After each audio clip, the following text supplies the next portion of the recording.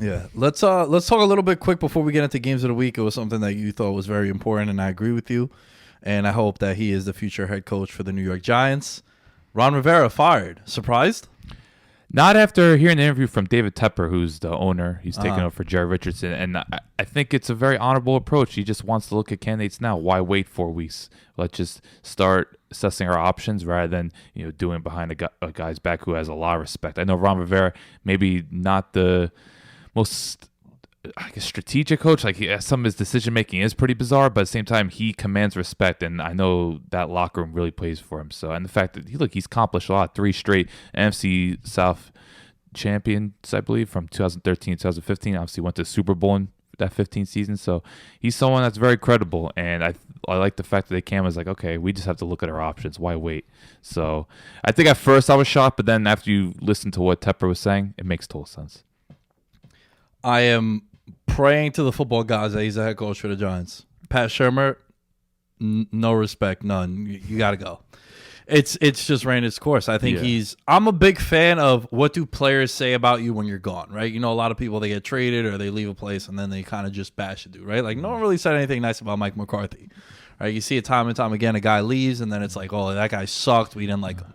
When Grigson left Indianapolis, they were throwing a parade. I mean, it didn't take much to realize that was a shitbag organization as far as how that was being run.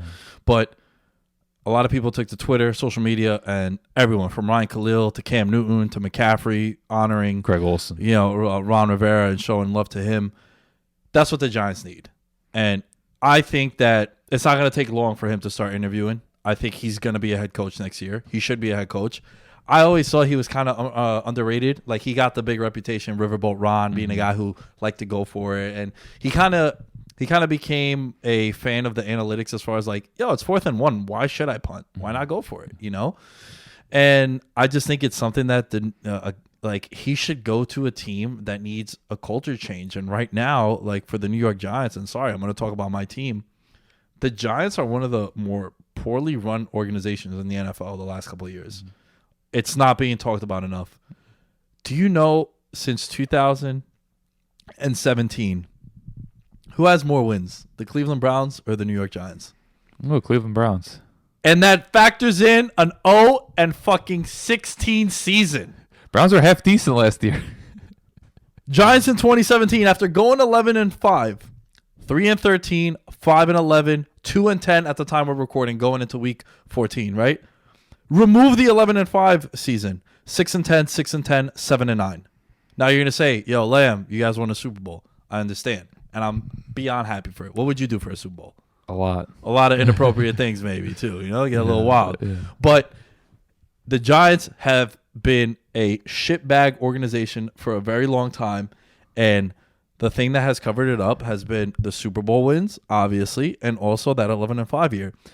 The Browns. In 2017, 0-16. Then they went 7-8-1, and then they're 5-7 right now. So even with an 0-16, they have a better record than the New York Giants. From top to bottom, the Maras have not been running well. The Tisch family has not been running well. There's the on Giants Twitter and in the Giants fan base, they're cursed ever since Tom Coughlin came off the podium and they stood up to shake his hand and he didn't shake their hand and he kind of just like cold shouldered them. And it was a power move. It's just like, and look, the team got injured. I get that, but I watched them more than anyone that I know. Right. And I hate doing that, like watch the game kind of thing. But like, there's not many people that could check me when it comes to the Giants. And I just think that they've been an awful team. And a guy like Ron Rivera is a guy who's going to take no shit. He's going to improve the defense. To bring credibility. And it's going to be like, this is a guy who I've seen him go toe-to-toe with guys that are good head coaches and prevail. He's gone at it with Sean Payton year in, year out. Yeah. And, Dan Quinn, obviously it's fallen off now. But I just think that it's something that needs to happen for the They were really good in 2017. People forget the NFC South in 2017, 3 playoff teams. New Orleans won division, Carolina and Atlanta both went to the playoffs.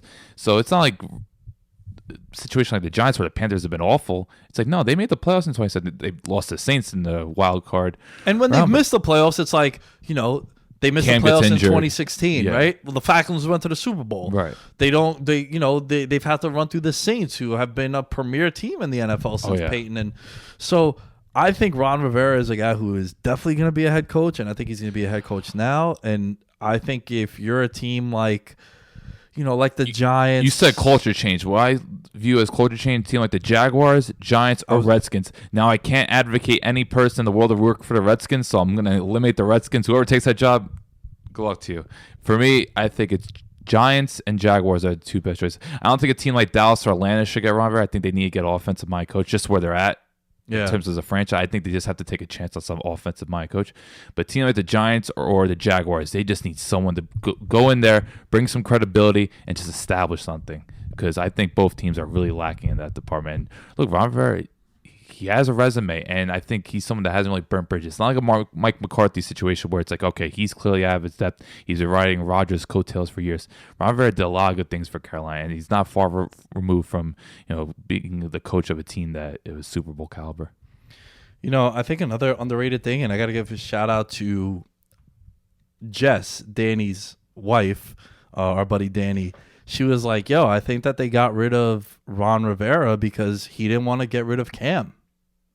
There was reports that, I don't know how much I'm buying that. Yeah, you don't think that could be something? Maybe Ron Rivera. I just think he ran his course. Like, eventually it's just, like, he's been there for a while, right? Like 9 years. 9 years. Yeah, you're right. Sometimes he just runs its course. All right. Yeah. Happened to Mike Smith. I love Mike Smith. But it happened. I mean, shit, Tom Yeah. Coughlin, same thing, Yeah. Like, and I know Tom Coughlin won a Super Bowl, but eventually, like, dude, it's hard to do what Sean Payton's doing. Harbaugh brother from Baltimore, he was on the hot seat last year. He was on literally hot seat. Like, they were like, all right. Yeah, if he didn't pull the trigger on Lamar, he probably Yeah. would have not, because they went 6-1 down the stretch. They made the playoffs. You have 2 down years, you're in trouble in this league. That's what it comes down to, especially when your team is clearly talented. Like, Carolina has a lot of talent. They invested a lot. So that's why I think it just kind of ran its course. But I'm excited to see where he goes. But I think either the Giants or Jaguars is the best landing spot for him.